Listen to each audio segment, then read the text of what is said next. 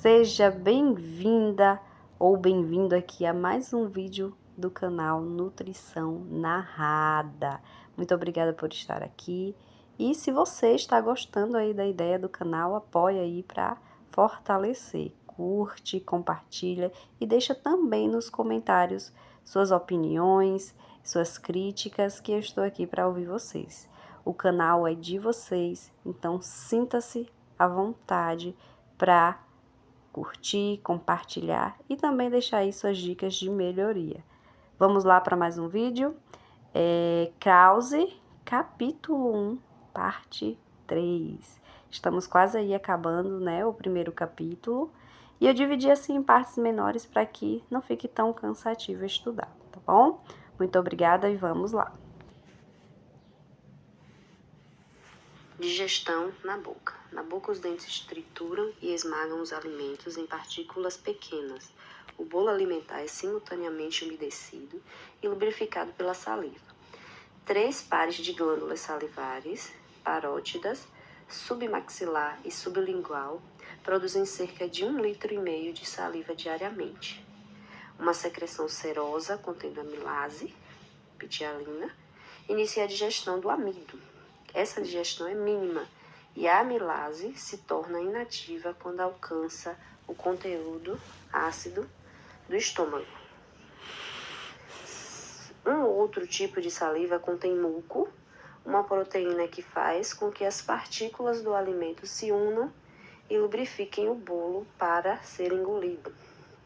As secreções orofaríngeas também contêm uma lipase, que é capaz de digerir uma pequena quantidade de lipídios. A massa alimentar mastigada ou bolo atravessa a faringe sob controle voluntário, mas pelo esôfago o processo de deglutição é involuntário. A peristalse, então, move o alimento rapidamente para o estômago. Veja o capítulo 41 para uma discussão mais detalhada sobre a deglutição. Digestão do estômago. As partículas dos alimentos são propulsionadas para a frente e misturadas com secreções gástricas por contrações em forma de onda que progridem da porção superior do estômago, fundo, para a porção média, corpo, e então para o antro e piloro. No estômago, as secreções gástricas são misturadas com alimentos e bebidas. Em média, 2.000 a 2.500 ml de suco gástrico são secretados diariamente. As secreções gástricas contêm ácido clorídrico, secretado pelas células parietais localizadas na parede do fundo do corpo, uma protease lipase gástrica, muco, fator intrínseco, uma glicoproteína que facilita a absorção da vitamina B12 no íleo e hormônio GI, a gastrina. A protease é a pepsina, que também é secretada por glândulas no fundo do corpo. Ela é secretada em uma forma inativa, pepsinogênio, que é convertida pelo ácido clorídrico em uma forma ativa. A pepsina se torna ativa apenas no ambiente ácido do estômago e serve principalmente para modificar a forma e o tamanho de algumas proteínas presentes em uma refeição normal.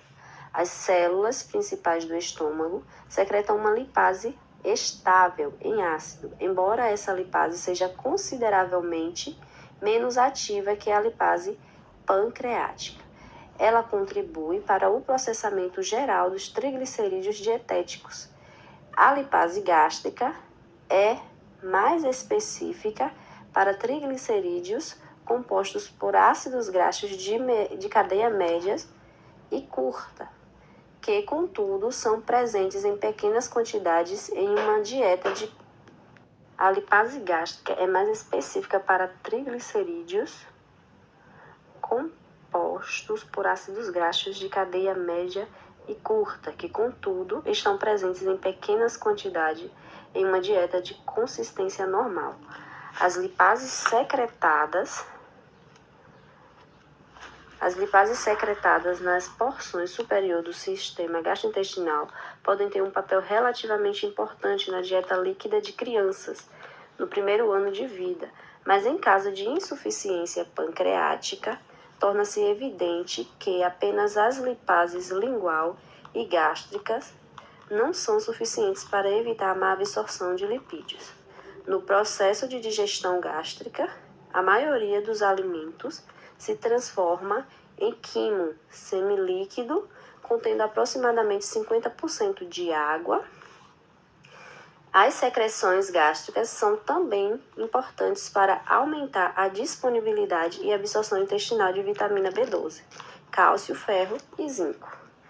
Juntamente com o alimento, quantidades significativas de micro-organismos são também ingeridas. O pH estomacal é baixo, uma média de 1 a 4. As ações combinadas do ácido clorídrico e das enzimas proteolíticas do estômago resultam em uma redução significativa na concentração dos micro-organismos ingeridos. Alguns micróbios podem escapar e entrar no intestino se consumidos em concentrações suficientes ou caso estiverem presentes a colidria, a gastrectomia, uma disfunção ou doença G1 do sistema gastrointestinal. Má nutrição ou medicamentos que suprimem a secreção ácida, e isso pode aumentar o risco de supercrescimento bacteriano no intestino. O estômago mistura e revolve o alimento continuamente e normalmente libera misturas.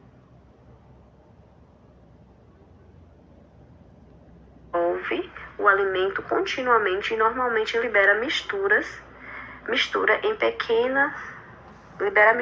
pequenas quantidades no intestino delgado. A quantidade liberada a cada contração do antro e piloro varia de acordo com o volume e o tipo de alimento consumido, mas apenas alguns mililitros são liberados por vez. A presença de alimento no intestino e hormônios regulatórios fornecem um feedback para reduzir o esvaziamento gástrico.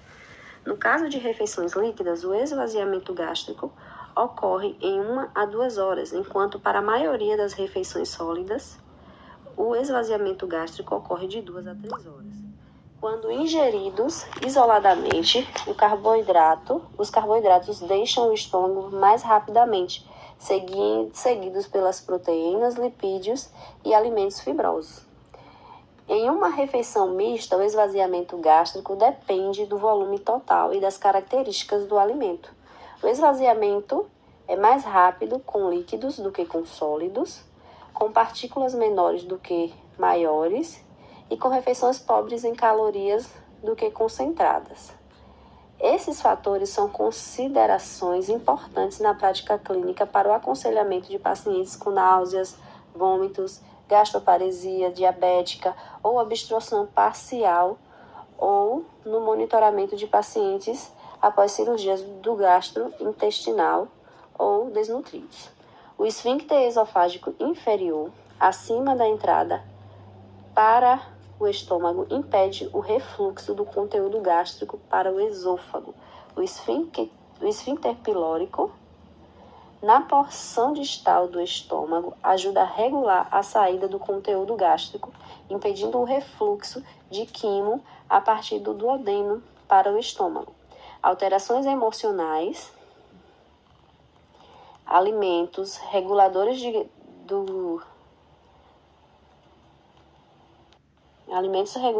G1 e irritação por úlceras próximas podem alterar a atividade dessas estruturas. Determinados alimentos e bebidas podem alterar a pressão do esfíncter esofágico inferior, possibilitando o refluxo do estômago para o esôfago. Veja melhor no capítulo 28. Digestão no intestino delgado. O intestino delgado é o principal local para a digestão de alimentos e nutrientes. Ele é dividido em duodeno, jejunum e íleo. Veja na figura 1.2.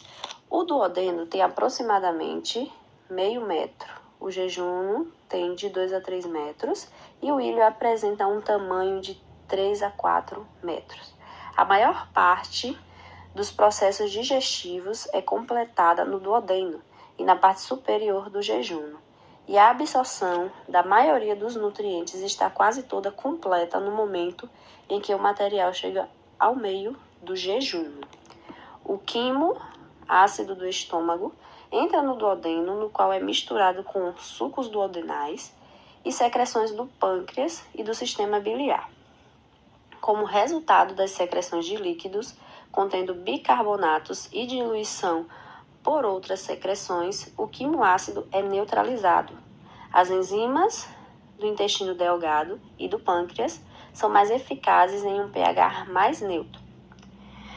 A entrada de alimentos parcialmente digeridos, em especial lipídios e proteínas, estimula a liberação de vários hormônios, que por sua vez estimulam a secreção de enzimas e líquidos que afetam a motilidade gastrointestinal e a saciedade. A bile, que é predominantemente uma mistura de água, sais biliares e pequenas quantidades de pigmentos e colesterol, é secretada pelo fígado,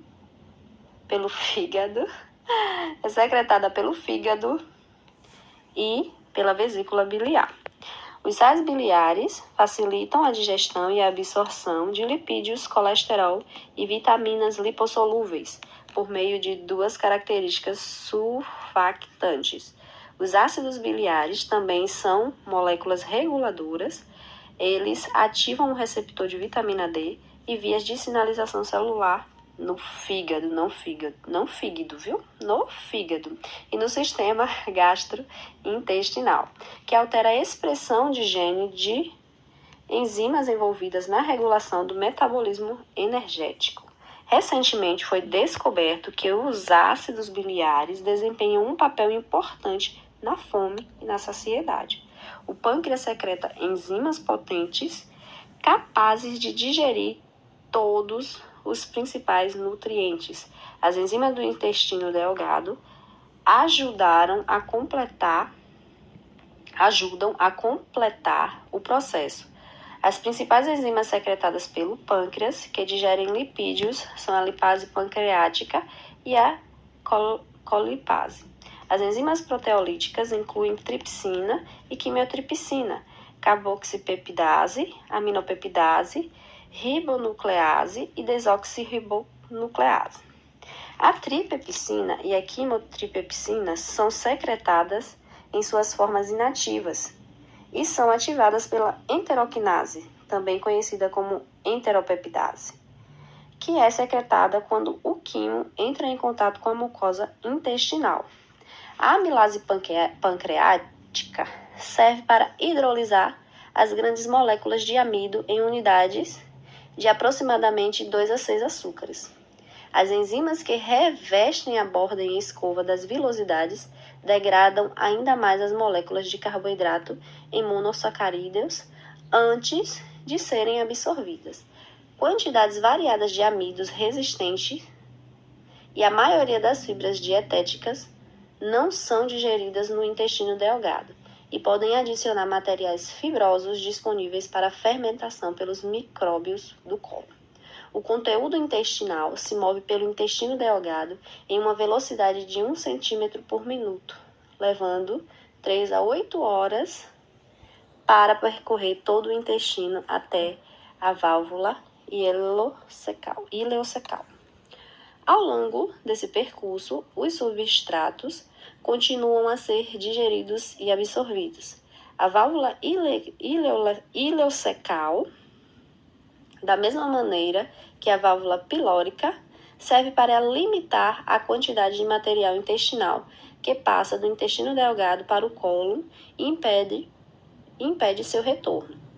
Quando a válvula ileocecal está lesionada ou não funcionante, há uma entrada importante de líquidos e substratos no cólon e a maior probabilidade de supercrescimento microbiano no intestino delgado. O intestino delgado, primeiro local de absorção de nutrientes. Estrutura e função. O principal órgão para absorção de nutrientes e água é o intestino delgado, que tem uma grande área absortiva. A área de superfície é atribuída a seu grande comprimento e à organização do revestimento da mucosa. O intestino delgado tem dobras características em uma superfície denominadas válvulas coniventes. Válvulas coniventes.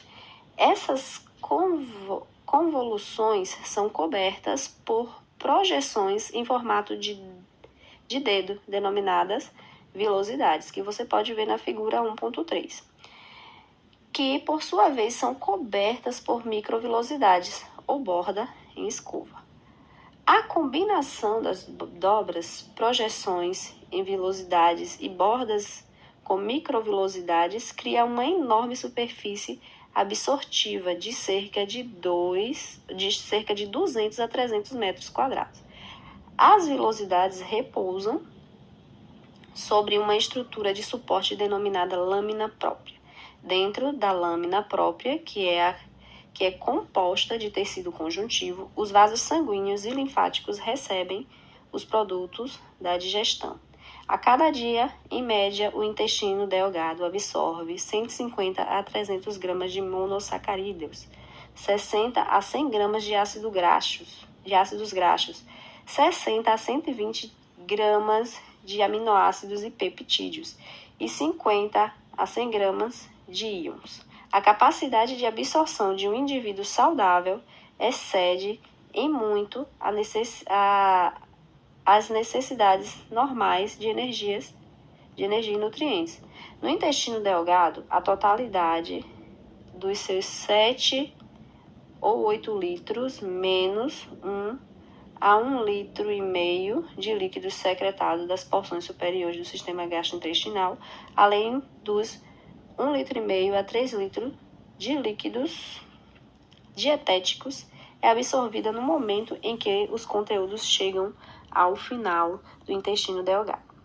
Aproximadamente 95% dos sais biliares excretados pelo fígado e vesícula biliar são reabsorvidos como ácidos biliares no hílio distal. Sem essa reciclagem dos ácidos biliares pelo trato do sistema gastrointestinal, circulação enterohepática, a síntese de novos ácidos biliares no fígado não seria suficiente para atender às necessidades para a digestão adequada dos lipídios. A insuficiência de sais biliares se torna clinicamente importante em pacientes com ressecção do intestino delgado distal e doenças que afetam o intestino delgado, como doença de Crohn, enterite por radiação e fibrose cística. O hílio distal é também o local para a absorção da vitamina B12, com maior fator intrínseco. A emulsificação de lipídios no intestino delgado é seguida pela sua digestão, principalmente pela lipase pancreática, em ácidos graxos livres e monoglicerídeos. A lipase pancreática tipicamente cliva o primeiro e o terceiro ácido graxo, deixando ligado ao carbono do meio da molécula de glicerol. Quando a concentração de sais biliares alcança uma certa concentração, as micelas, pequenos complexos de ácidos graxos livres, monossacarídeos, colesterol, sais biliares e outros lipídios, são formadas e organizadas com os terminais polares das moléculas orientadas em direção do lúmen aquoso do intestino. Os produtos da digestão dos lipídios são rapidamente solubilizados na porção central das micelas e carregados para a área da borda em escova.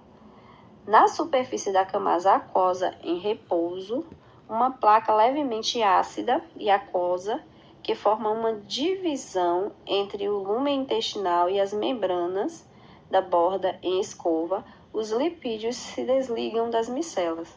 Os restos das micelas retornam para o lumen para transporte posterior. Os monoglicerídeos e ácidos graxos, então, se deslocam através do CAR lipofóbica para membranas celulares mais lipossolúveis da borda em escova. Os lipídios são levados para cima e transportados através do retículo endoplasmático e aparelho de Golgi, onde ácidos graxos são reesterificados para triglicerídeos. Os triglicerídeos são aglomerados junto com outros lipídios em quilomicrons, que são liberados na circulação linfática. A absorção de colesterol pode ser realizada por transporte passivo e facilitada, que envolve um sistema de transporte proteico específico para o colesterol, mas não para outros esteróis.